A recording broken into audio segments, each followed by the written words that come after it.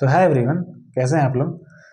अभी काफ़ी सारे बच्चों का कमेंट्स आ रहा है यूट्यूब में, टेलीग्राम पे कि मेरा इंटरव्यू वगैरह ऐसा गया है आईपीएस पीओ का, एसओ का। ठीक है, तो मुझे कितने मार्क्स मिल सकते हैं, रिजल्ट को लेकर काफ़ी टेंशन है। और ऑफ कोर्स जाहिर सी बात है, टेंशन तो होगा ही। आपको परसों ही आपका रिजल्ट आने वाला है, 1 अप्रैल। ठीक है, तो वही सोचा है कि मैं कुछ बातें आपसे शेयर करूं। ठीक है, मेरा भी 2 साल पहले 1 अप्रैल को रिजल्ट आया था, IPS PO IPS clerk. Fortunately भगवान की कृपा से मेरे दोनों एग्जाम्स निकल गए थे।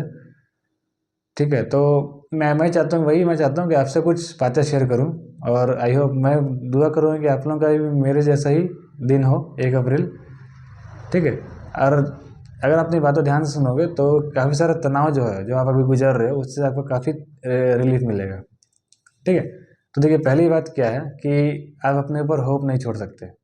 ठीक है, मतलब अगर वो ग्लीमर भी सही, ग्लीमर ऑफ होप भी अगर है तो उसको आपको रखना होगा, क्योंकि आप अपने ऊपर अगर आप खुद होप नहीं रखोगे, खुद आप अपने लिए अच्छा नहीं सोचोगे, तो आपके लिए कौन अच्छा सोचेगा। ठीक है, मतलब दुनिया में खराब सोचने वाले तो आप बहुत कोई है, बट आपके लिए अच्छा सोचने वाला आप सबसे पहले तो आप है। ठीक है, तो आपको अपने लिए अच्छा सोचना ही होगा। ठीक है, काफ़ी देखिए, किस्मत को पलटने में ज़्यादा टाइम नहीं लगती। हो सकता है अभी तक आपका कोई सारे एग्जाम्स ना निकले हो, या फिर किस्मत के चलते काफ़ी एग्जाम रह गया हो, बट एक मोमेंट लगता है, एक एक मोमेंट, और वो सारा किस्मत जो है वो टोटली अपसाइड डाउन हो जाता है। अभी आप अगर आप देखो, एसबीआई क्लर्क एक लाइव एग्जाम्पल है। अभी एसबीआई क्लर्क प्री का रिजल्ट आया है 2 दिन पहले। ठीक है, और अगर आप कट ऑफ अगर आपने देखी होगी, तो कट ऑफ 40s में गई है काफ़ी स्टेट्स में। ठीक है, मतलब ये सीरियसली ये बिल्कुल लो कट ऑफ है अभी तक के एसबीआई क्लर्क में, one of the lowest cut off. और कितने सारे कैंडिडेट्स ऐसे थे, मैंने खुद मतलब कि जब एसबीआई क्लर्क चल रहा था उस टाइम मैं वीडियोस बनाता था, तो उस टाइम कम मतलब कि पूछते थे कि मैं 40 के राउंड अटेम्प्ट्स गया है, 45 50 मेरा तो होने ही, मैंने मतलब कि बहुत, मतलब नहीं होता है, डिसअपॉइंटेड। ठीक है, लेकिन उनमें से सारे कैंडिडेट्स का हो गया। कितने सारे कैंडिडेट ऐसे थे जिनका 40s में अटेम्प्ट था, लेकिन हो गया, उनको मेंस देने का अपॉर्चुनिटी मिल गया।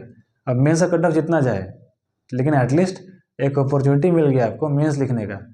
ठीक है, और एक अच्छा कैंडिडेट, एक सीरियस कैंडिडेट को सिर्फ एक अपॉर्चुनिटी की तलाश होती है, और वो उसको दोनों हाथों से ग्रैब कर लेता है।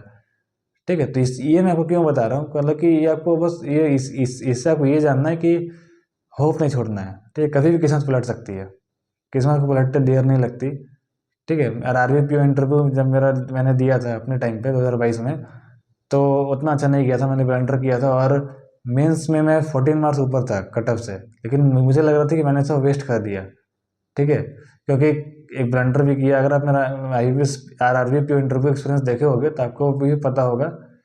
ठीक है, मैंने ब्लंडर किया था, मैं सोच गया था नहीं बोलना है, लेकिन मैं बोल गया था कुछ। तो उसके बाद मुझे लगा नहीं था कि होगा, लेकिन फॉर्चुनेटली मेरा हो गया 1 जनवरी को। तो ऐसे ही बस आपको होप रखना, वो होप से देखिए, ऊपर वाला सब देख रहा है कि आपने कितनी मेहनत की है, कि ठीक है, कितने आपने डेडिकेटेड काम किया है, कितना डिजर्व करते हो।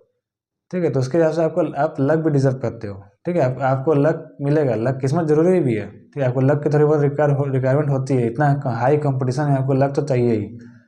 बट वो लक आपको तब मिलेगा जब आपने पूरी अच्छे से हफ्ते डेडिकेटेड की है, और अपने ऊपर आपने होप और सेल्फ बिलीफ रखा है। ठीक है, तो अपने ऊपर प्लीज़ आप होप नहीं छोड़िएगा। ठीक है, बस आप उस एक स्पार्क, एक किस्मत के स्पार्क की ज़रूरत है, और आपका टोटली दुनिया चेंज हो जाएगी। अगर 1 अप्रैल का आपका रिजल्ट आ जाता है, तो दुनिया टोटली चेंज हो जाएगी। जो 31 मार्च को था आपका, अब वो आपका 2 अप्रैल अब बिल्कुल वैसा नहीं रहेगा। ठीक है, तो मेरी इस बात को आप याद रखना, अपने में होप रखो। ठीक है, और दूसरा, इंटरव्यू में कितना आया, कितना नहीं देंगे, क्या देंगे, इसके लिए आपको टेंशन नहीं लेना है। देखिए, सबसे पहले मैं बताऊं तो आपका रिजल्ट वैसे आप क्लियर हो ही चुका है, बस वो आपको नहीं दिखा है। आपका रिजल्ट बन चुका है आईपीएस का, तीनों का। ठीक है, और इंटरव्यू के बारे में बताऊं तो इंटरव्यू काफ़ी अनप्रडिक्टेबल। अगर इंटरव्यू के बारे में अगर कोई कहता है कि मैं उसको मतलब कि अगर आपको ऐसा किया तो इतने स्कोर आएंगे, तो वो फर्जी है, वो झूठ बोल रहा है। इंटरव्यू का कोई प्रिडिक्ट नहीं कर सकता। ठीक है, मैं अपनी खुद की कहानी बताता हूँ। और आरबी पीओ इंटरव्यू में जैसे मैंने बताया, ब्लंडर किया था मैंने, और आईपीएस पीओ इंटरव्यू मेरा काफ़ी बेटर गया था as compare to RRB. But RRB में मेरे ज़्यादा नंबर आए थे।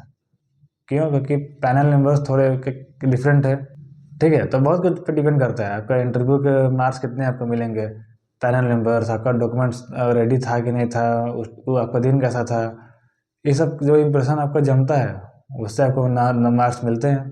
ठीक, प्री मेंस तो ऐसा आपके हाथ में है, लेकिन इंटरव्यू तो आपके हाथ में नहीं है ना। तो जो आपके हाथ में ही नहीं है उसके बारे में आपको टेंशन नहीं लेना है। सबसे पहले तो मैं दुआ करूँगा कि 1 अप्रैल को जो मेरा सिलेक्शन हुआ आपका भी वैसा ही दिन हो, ठीक है। देखिए, वैकेंसी तो लिमिटेड ही है और मेहनत काफ़ी लोग कर रहे हैं, तो अनफॉर्चुनेटली फॉर्चुनेटली किसी का होना है, किसी का नहीं होना है, ठीक है। लेकिन जिसका नहीं होना है, तो ये बात आपको ध्यान याद रखिएगा, आपकी दुनिया ख़त्म नहीं होगी 1 अप्रैल को। आपको ना आपका दुनिया ख़त्म हो रहा है, ना वो आपका, ठीक है, कुछ भी ख़त्म नहीं हो रहा है, ठीक है। ऑफकोर्स एक सदमा लगेगा, एक लास्ट स्टेज पे जाके अगर आप आउट हो जा रहे हो एग्ज़ाम से, तो ऑफकोर्स वो सदमा है। अगर अगर कोई बोलता है कि इस सदमे से आप तुरंत उभर सकते हो, तो वो भी एक गलत पॉइंट है।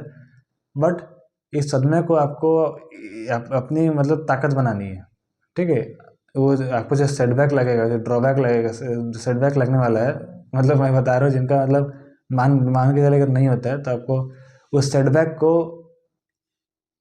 एक अपना ये बनाना है, एक पहचान, ठीक है।